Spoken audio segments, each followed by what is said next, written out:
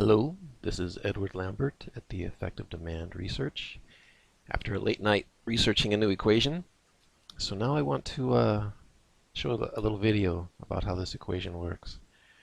It's good to have a visual. So what we're looking at here is the center of the business cycle as a percentage of productive capacity. So through the years, you can see that I have two ways of calculating it here. The orange line is the brute way, and the blue line is the equation I found last night. So you can see through the years that the center of the business cycle changes and is declining through the years. I may have another video explaining some of the variables that limit that with some equations and some graphs. But right now I just wanted to show that I want to explore the center of the business cycle as a percentage of productive capacity. And you can see the equation here where you have T is the multiplying capital utilization with labor utilization, and then G is this variable that I'm going to be changing up here.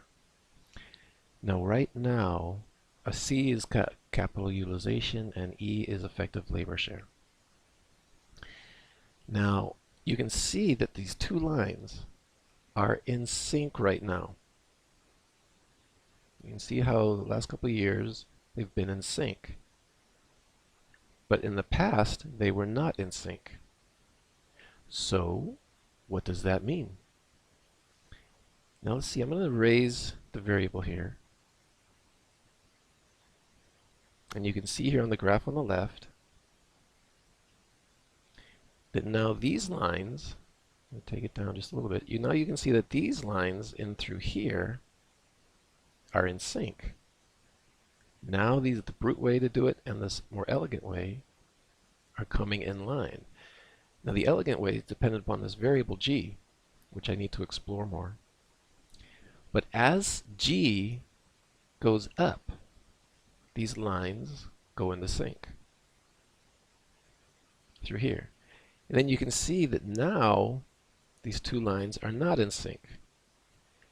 So what the assumption is that through time, you can see here they're in sync. Take it down a little bit more. Now they're in sync in here through the beginning of the early 80s. Take it down a little more. Now you can see the two lines are in sync right around 1990. Take it down a little more. Now you can see the lines are in sync right around the year 2000. Take it down a little more, and now you can see that the lines are in sync recently. So this variable has been dropping over the years. Now I have this graph on the right to give an explanation of what is going on. So let's go back in time. Let's go back in time to here. And this is when back in the 60s and 70s the two lines were in sync.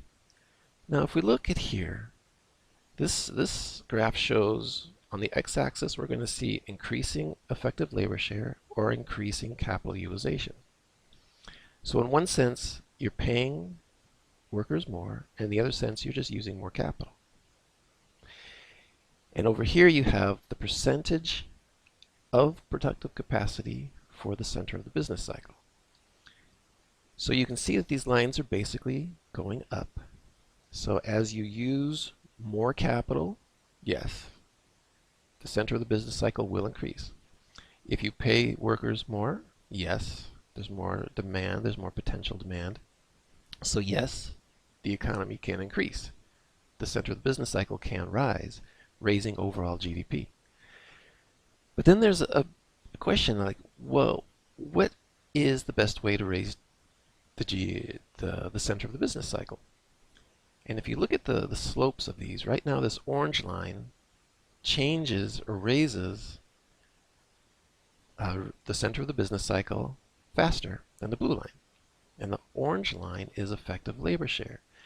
So back in the 60s and 70s, it made sense to raise labor share because that seemed to actually create a bigger rise in GDP, more economic growth. Now let's go through the years.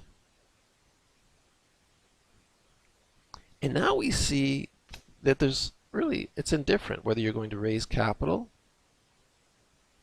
utilization or raise labor share. They have about the same slopes. And when did that happen? That looked to happen right around the mid-80s. Right around in the mid-80s, it became, okay, you can use capital, you can pay the workers, there's really no difference, right?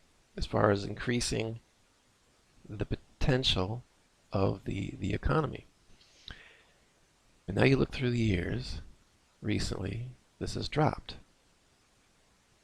Now you see that increasing capital utilization is much more effective for increasing GDP, for increasing the center of the business cycle, which raises overall GDP. And now labor share has come down to about here. Now labor share is, so even if you raise labor share, you're not going to get that big of a jump in the core value of GDP, which is the center of the business cycle. So there's this push to use more capital that seems to be raising GDP more, according to these dynamics. So what we see now is that labor share has dropped, and the utilization of capital is becoming the preferred way to raise GDP. But there are side effects to that. Is that as labor share goes down, that limits the use of capital because of demand, the effect of demand, that limits the ultimate use. But businesses find it more profitable to increase the economic growth through the utilization of capital.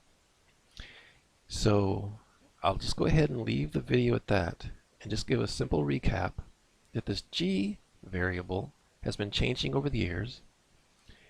It's been declining. Years ago, it looks like it was about 0.7